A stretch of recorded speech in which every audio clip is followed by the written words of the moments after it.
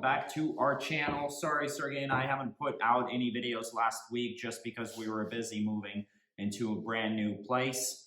But today, I decided that I wanted to make a video on measuring the clearances. Not the clearances so much as to the width or the size, the bore size, the taper and out of roundness of each cylinder in my block, as well as measuring my crank over here, the size of each journal bearing on there. So the first thing you want to do is, so hold on, let me put in my password. First thing you want to do, pull up a manual of in this case, it's going to be a 2005 STI, which is mine, and it has a bore of 99.5 millimeters and a stroke of 79 millimeters. And you don't want to confuse the STI engine with the WRX engine because the bore and stroke sizes are very different. And when I pulled up the manual at first, I didn't realize that the manual, there was actually a difference between like one motor and the other. I thought it was, when I had downloaded it, it was just one manual for the STI, and apparently I looked at the bore and stroke sizes and they were completely different. So I had to find the right one, which was not that hard. But if you actually scroll down to over here, so bore and stroke 99.5, 79.0, or 3.917 by 3.110 millimeters and inches, and then you go down to, where was it? All right, cylinder block right here. So cylinder bore in millimeters in the standard size right here, 99.505 to 99.515. That's your minimum and your maximum. And then in inches, that would be 3.9175 to, blah, blah, blah, 3.9179. All right, so the first thing, I ended up getting a set of multimeters, or I'm sorry, micrometers, not multimeters, set of micrometers, and the one that closely measures the size of my bores in the 2.5 liter STI engine was the largest one I had, was the 3 to 4 inch. So I ended up using this. These other smaller ones I'll be able to use for the journals, for my crank, my piston size, and my rod sizes on there as well. This, I ended up getting this on Amazon for I think about 110, something like that. And this one is the dial bore gauge. It's not a digital one. I wish I could actually have the money to purchase a digital one, but they're like $600-700. So I ended up going with a Anytime Tools brand, which costed me, I think, about $150-160 for this one, which is not that bad. I've heard really good reviews on it. It's really reputable brand, and it measures actually really accurately. So anyway, get started.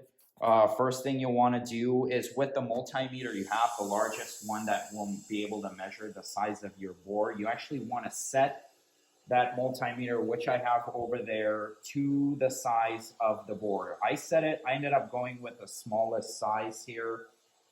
So the cylinder block, cylinder bore, what was it? Standard 99.505. That's what I set on my micrometer, or just because it does in inches, I set it to 3.9175 over there. That's the smallest allowable size to run the bore and the pistons here. So this is set and locked to the 99.175, or the 3.9175, sorry, in inches. Then what you're going to want to do is take the longest needle that will allow you to measure your bore size, and then you'll want to zero it out on here. I already have it zeroed out, so it's really easy. So just set it to that size and zero it out. I don't know if you can see very well.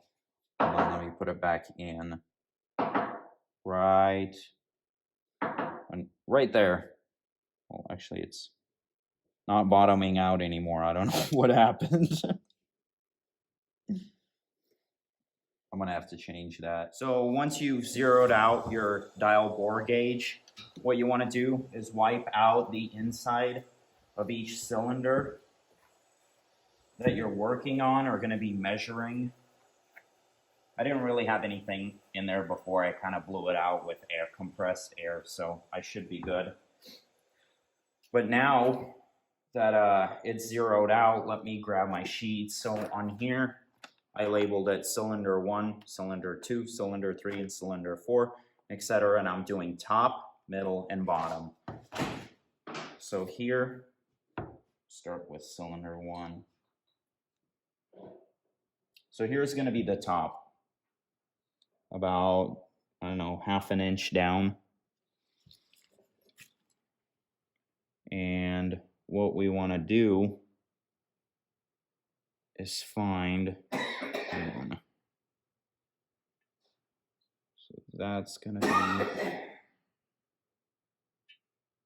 smaller, that's going to be bigger. So yeah, right there. So it looks like it's about 5 thousandths or 10 thousandths of an inch. Yeah, 5 10,000ths of an inch bigger, 5 or 6, right about there. So I'm gonna pull it out, go to my sheet, and then top was the standard, the 3.9175. Here, zoom in a little bit.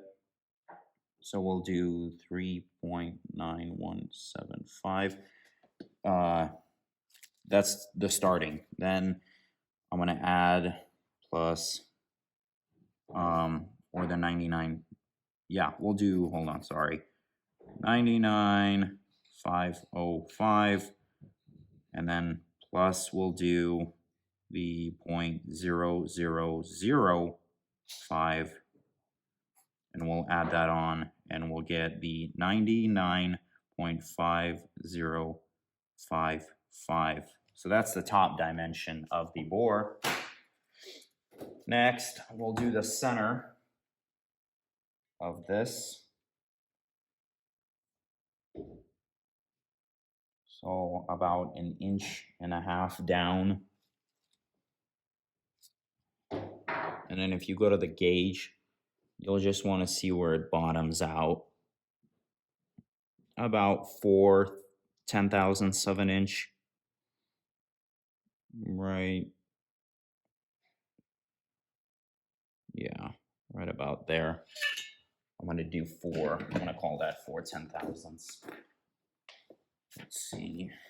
So 99.505 plus the 0.0004, and we get 99.5054. And you'll do that pretty much with the, top, bottom, middle of each cylinder, cylinder 1, 2, 3, and then 4.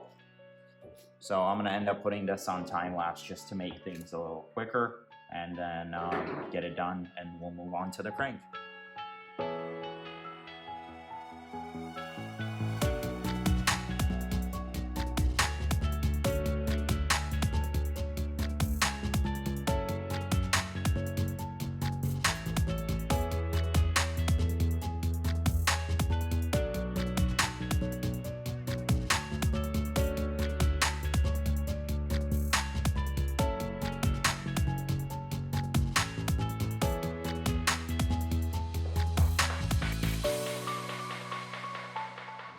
All right, so I have checked for the size of the actual bore. I have checked for taper and just the diameter of the bore. Now I need to check for out of roundness, which will require me to go in a different direction. So instead of measuring your cylinders, let's say this is the back of the engine, this is the front of the engine, instead of measuring it from front to back, you're going to want to switch it around and measure it from left to right. So that will check for out of roundness to make sure you know, how exactly round is that cylinder, how far off are each measurements along the, if you were to put it on a Y and an X axis, it'd tell you exactly that. So that's going to be the next step. I'll go through each of these 1, 2, 3, and 4. I'll jot the numbers down real quick, and then I'll kind of compare the two to see.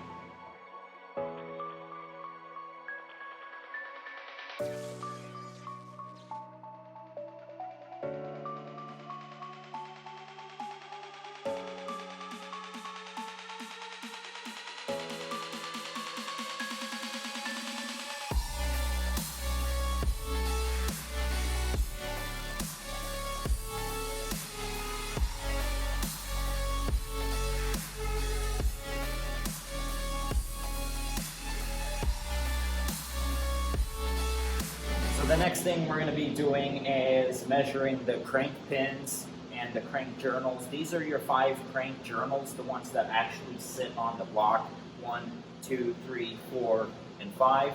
And then your crank pins for each of your cylinders, the connecting rods actually connect or attach to. That's going to be for cylinder 1, 3, 4, and 2, I believe. That's the way they're oriented. And for these, I looked at the build sheet or the spec sheet for Subaru. They're supposed to be anywhere, for the crank journals, anywhere between 2.3691 and 2.3625. And for the crank pins, the ones the connecting rods attached to, anywhere between 2.0466 and 2.0472. So there's really not a whole lot of room for error on these. And when you're measuring, I grabbed my micrometer, the one that goes from 2 to 3 inches. This one's like the next size down, because I need, over an inch or over 2 inches exactly, but less than 3 inches. That's where the 2.3 comes in. But anyway, when you're measuring these, you want to grab the micrometer, and you want to measure right at the center of the crank journal. That's where you're going to start. And then you just keep closing the micrometer until, a lot of them click. I'm not sure exactly how many, but mine click.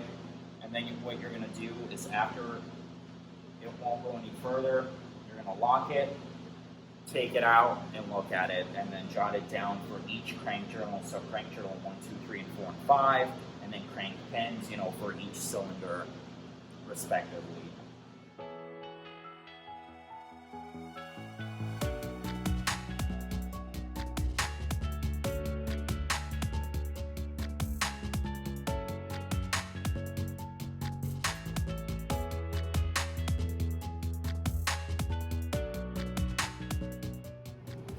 So I've just finished measuring the bearings, the crank bearings and the journals.